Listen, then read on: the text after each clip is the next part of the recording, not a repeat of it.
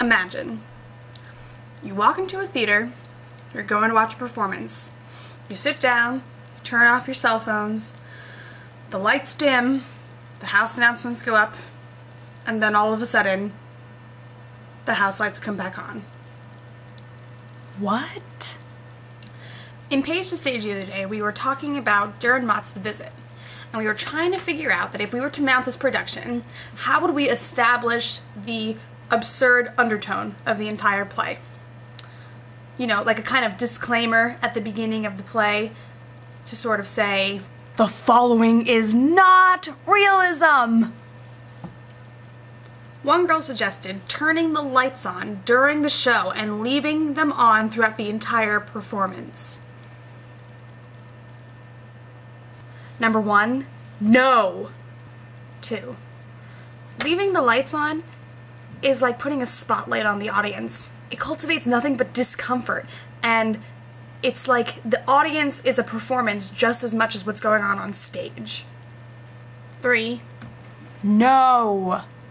The whole point of establishing the absurdity was to help the audience see the comedy in the dark situation.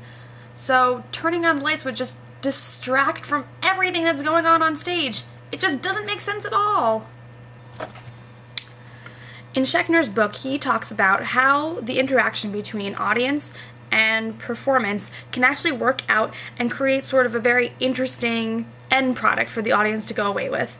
He tells an anecdote about the Brooklyn Institutional Church of God in Christ and an international symposium on ritual in theater, where a church service is contrasted with a Korean ritual of some kind.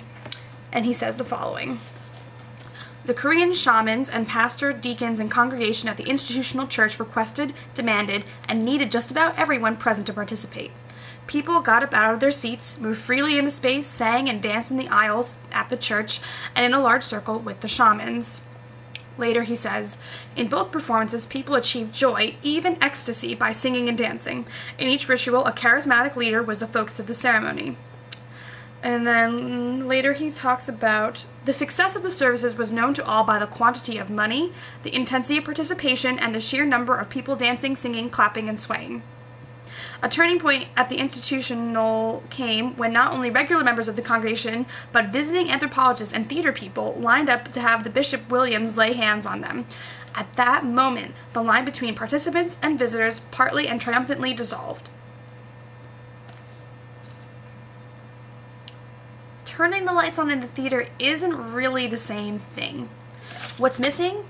Direct interaction. If there was some kind of direct interaction where the people on stage went into the audience and had them come up on stage and become an actual integral part of the performance, then maybe I can understand keeping the lights on, but otherwise, it's just distracting. And we just can't have that now, can we?